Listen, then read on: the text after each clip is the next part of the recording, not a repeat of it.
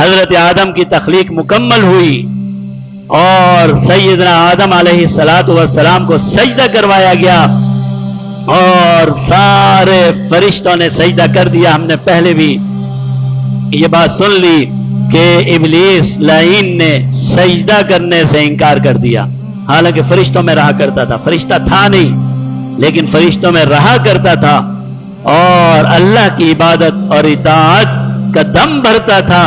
لیکن جب سجدے کا وقت آیا تو سجدہ کرنے سے انکار کر دیا. اللہ فرماتے ہیں ہم نے شیطان سے پوچھا، اور پوچھنے کی وجہ یہ ہے کہ سب کو پتہ چل جائے کہ کون سی چیز عیب ہے اور کون سی چیز خوبی ہے. یہ نہیں ہے کہ اللہ کو پتہ نہیں تھا، نعوذ باللہ، پتہ تھا، لیکن پتہ چل جائے کہ آج اسے اس دربار سے کیوں نکالا جا رہا ہے، آج اسے راندہ درگاہ کیوں کیا جا رہا ہے. اللہ فرماتے ہیں میں نے پوچھا ما منعک ان تسجد لما خلقت بیدی، جسے میں نے اپنے ہاتھوں سے بنایا ہے، جس کے لیے میں نے حکم دیا کہ سجدہ کرو. دوسری جگہ فرمایا اذ امرتک، جب میں نے تجھے حکم دیا ہے سجدہ کرنے کا، پھر کیوں سجدہ نہیں کیا؟ تو شیطان کہنے لگا انا خیر منہ، میں تو اس سے بہتر ہوں، میں تو اس سے اعلیٰ ہوں، میں تو اس سے بلند ہوں. اور پھر دلیل لایا. دلیل کیا ہے؟ خلقتنی من نار وخلقتہ من طین، اے اللہ تو نے مجھے آگ سے پیدا کیا ہے اور اسے مٹی سے پیدا کیا ہے. آگ کے تو کوئی قریب جا کر دکھائے، آگ کے تو کوئی قریب جا کر دکھائے، اور آگ بلندی کی طرف جاتی ہے. آگ کسی دوسرے کو قبول نہیں کرتی، جو اس میں گیا پھر جل کر خاک ہوا. یہی ہوتا ہے کہ نہیں؟ جو گیا پھر وہ کوئلہ بن کے نکلا. وَخَلَقْتَهُ مِن طِينٍ، اور یہ بیچارہ مٹی جو چاہتا ہے اوپر سے گزر جاتا ہے، کسی کو روک نہیں پاتا. اس کی حیثیت کیا ہے؟ کبھی یہاں اڑتی ہے، کبھی وہاں اڑتی ہے، کبھی جھاڑو لگا تو یہاں سے وہاں نکال دیا، کبھی وہاں سے جھاڑو لگا تو یہاں نکل گئی. حیثیت کیا ہے اس کی؟ میں ناک سے پیدا کیا گیا ہوں. یہی سے وہ روح کا فرق بھی آ گیا. روح یہ نہیں سوچتی کہ اچھا کیا ہے برا کیا ہے، روح یہ سوچتی ہے کہ میرے محبوب کا حکم کیا ہے. اور جو فیصلے عقل سے کیے جائیں اور روح اس کے ساتھ شریک نہ ہو، پھر وہ یہ فیصلے کرتی ہے. خلقتنی من نار وخلقتہ من طین. اگر کسی کو سجدہ ہی کروانا تھا تو آدم کو کہا جاتا مجھے سجدہ کرے، مجھے کیوں کہا جا رہا ہے کہ آدم کو سجدہ کر؟ اللہ نے فرمایا قال فاخرج منها فإنك رجیم، فرمایا اب اس دربار میں تیرے لیے کوئی گنجائش نہیں ہے، اب تو اس دربار سے نکل جا.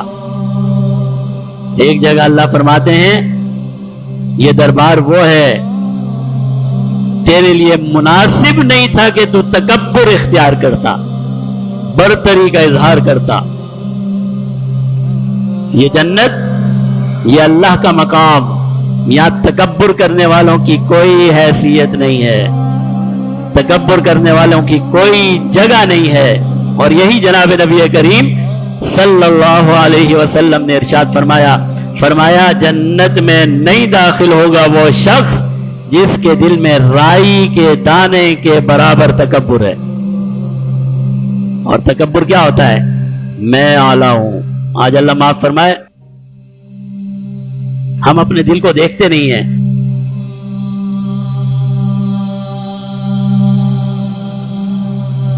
دل کی صفائی بہت ضروری ہے. بڑے بڑے عبادت گزار ہیں، بڑے بڑے تہجد گزار ہیں، لیکن اپنے باطن میں ان کی نظر نہیں ہے اور باطنی امراض کا شکار ہیں. ظاہر میں تو ہمیں نظر آ جاتا ہے جی بخار ہے، سر میں درد ہے، کھانسی ہو رہی ہے، علاج کروا لیتے ہیں. لیکن شیطان رجیم سے بھی یہ غلطی ہوئی، عبادت میں تو لگا رہا لیکن اپنے دل میں جو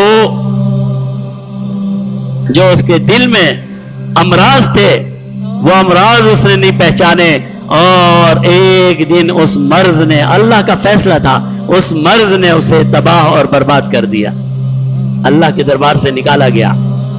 اللہ نے فرمایا یہاں پر تکبر کرنے والوں کی، برتری کا اظہار کرنے والوں کی، دوسروں کو اپنے سے کم سمجھنے والوں کی کوئی جگہ نہیں۔ آج ہمیں بھی دیکھنا چاہیے کہیں ایسا تو نہیں ہے کہ نمازیں بھی پڑھ رہے ہوں، تلاوت بھی کر رہے ہوں، روزے بھی رکھ رہے ہوں، اور دل میں یہی ہو۔ بہت سے لوگ تو ایسے ہیں جو اپنی عبادت کی وجہ سے تکبر کا شکار ہو جاتے ہیں، اللہ معاف فرمائے، بڑے فخر سے بتاتے ہیں او جی میں تو پچھلے 10 سال سے میں نے تہجد کی نماز نہیں چھوڑی، اور یہ میرا پڑوسی سالہ یہ تو کسی نماز میں نظر ہی نہیں آتا۔ اللہ کا بندہ اس لیے نمازیں پڑھ رہا تھا کیا؟ اپنے پڑوسی پہ اعتراض کرنے کے لیے کہ اللہ کے لیے پڑھ رہا تھا؟